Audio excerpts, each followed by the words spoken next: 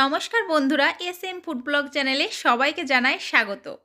আজকে আমি হাজির হয়ে গেছি আপনাদের জন্য দারুণ স্বাদের একটি রেসিপি নিয়ে। এতক্ষণে নিশ্চয়ই আপনারা বুঝতে পেরে গেছেন যে আমি কোন রেসিপির নাম বলতে চলেছি। হ্যাঁ, আজকে আমি বানাতে চলেছি পুঁই মিটুলির রেসিপি। কোনো কোনো জায়গায় এই সবজিটাকে বলা হয় পুঁই মেটুলি, আর কোনো কোনো জায়গায় বলা হয় পুঁই মুচড়ি।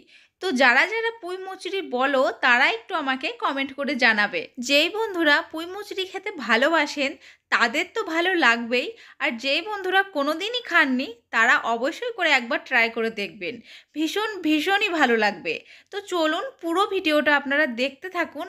এখানে 500 গ্রাম পাকা টুসটুসে পুঁই মিটুলি বা পুঁই মুচড়ি নিয়েছি। ছোট ছোট করে কেটে নিয়ে জল দিয়ে পরিষ্কার করে ধুয়ে নিয়েছি। আর এই পুঁই মিটুলিগুলো কিন্তু আমাদের বাড়ির গাছে হয়েছিল। আর তারই সঙ্গে কেটে নিয়েছি 250 গ্রাম আলু। ঠিক যেমন বাড়িতে আলু ভাজা বানিয়ে খাই ঠিক তেমনভাবেই লম্বা লম্বা করে কেটে নিয়েছি এবং জল দিয়ে পরিষ্কার করে ধুয়ে নিয়েছি। এখন ওভেনের ওপর কড়াইটা বসিয়ে দিলাম। ভালো মতো কড়াইটাকে 1 মিনিট সময় দিয়ে গরম করে নেব। এবার কড়াইয়ের মধ্যে দিয়ে দিলাম 50 গ্রাম সর্ষের তেল।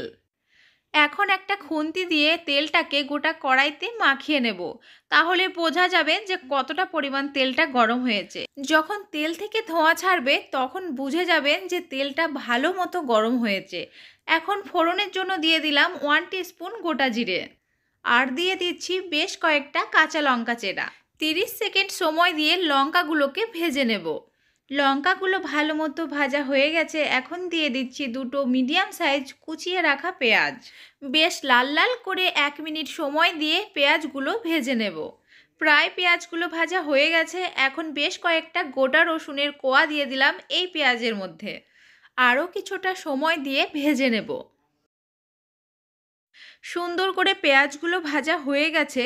এখন ওই যে লম্বা করে কেটে রেখেছিলাম আলু, সেই টুকরো করে রাখা আলুগুলো এখন দিয়ে দিলাম তেলের মধ্যে।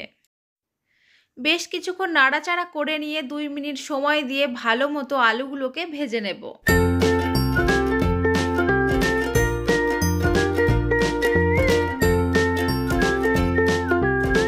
আলুগুলো ভালো মতো ভাজা হয়ে গেছে। এখন দিয়ে দেব ওই যে প্রথমে দেখিয়েছিলাম পুঁই মিটুলি বা পুঁই মুচড়ি, সেটাকে আমি এখন দিয়ে দিলাম এই কড়াইয়ের মধ্যে। বেশ কিছুক্ষণ সময় দিয়ে এই পুঁই মিটুলিগুলোকে নাড়াচাড়া করে নেব। আর আমরা তো সবাই জানি এই গোটা শীতকালে প্রচুর পরিমাণে এই পুঁই মুটুলি পাওয়া যায়। এটা কিন্তু শুধুমাত্র শীতকালেরই জন্য। ভালো মতো নাড়াচাড়া করে নিলাম। এখন এই পুঁই মিটুলির মধ্যে দিয়ে দিলাম 2 টিস্পুন লবণ, আর দিয়ে দিচ্ছি 2 টিস্পুন হলুদ গুঁড়ো। এবারে একসঙ্গে বেশ কিছুক্ষণ সময় দিয়ে ভালো মতো মাখিয়ে নেব।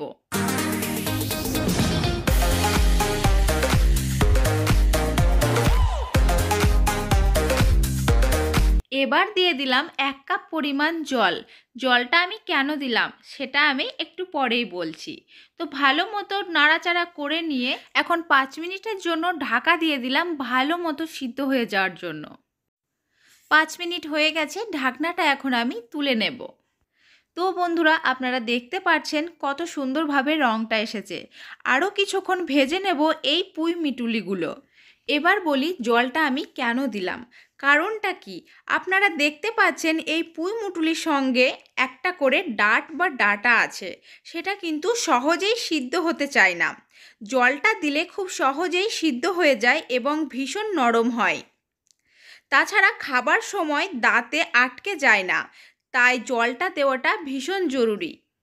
2 মিনিট সময় দিয়ে ভালো মতো পুঁই মিটুলিগুলো ভাজা হয়ে গেছে। এখন দিয়ে দিচ্ছি 1 টিস্পুন গরম মশলা গুঁড়ো। গ্যাসের ফ্লেমটাকে লোতে রেখে আরও একবার মাখিয়ে নেব এই পুঁই মিটুলিগুলো। এই গরম মশলা গুঁড়োটা দিলে যতটুকু স্বাদের পূর্ণতা বাকি থাকে সেটাকেও পূরণ করে দেয়। এখন গ্যাসটাকে অফ করে দিয়ে নামিয়ে নেব। একটা প্লেটের মধ্যে সার্ভ করে নেব। আপনারা দেখতে পাচ্ছেন আমাদের ও আপনাদের পাকা টুসটুসে পুঁই মিটুলি বা পুঁই মুচড়ি ভাজা তৈরি করে নিলাম। এটা দেখতে যেমন সুন্দর লাগছে, এটা খেতেও কিন্তু ভীষণ ভালো লাগবে। তো তো এই রকমভাবে আপনারা বাড়িতে তৈরি করুন আর আমাকে অবশ্যই করে কমেন্ট বক্সে জানাতে বলবেন না যে কেমন হয়েছে। আশা করছি আমার আজকের এই রেসিপিটি ভীষণ ভালো লেগেছে। তো এই রকম নতুন নতুন ভিডিও পেতে চাইলে আমার চ্যানেলটিকে লাইক, শেয়ার, কমেন্ট করবেন আর অবশ্যই করে সাবস্ক্রাইব করতে ভুলবেন না। পাশে থাকা bell icon notification all mode করে রাখবেন, তাহলে সবার প্রথমে আমার ভিডিও আপনাদের কাছে পৌঁছে যাবে।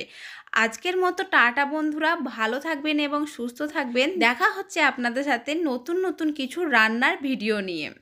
আর আপনারা কোন কোন রেসিপি পেতে চান আমাকে অবশ্যই করে কমেন্ট বক্সে জানাবেন।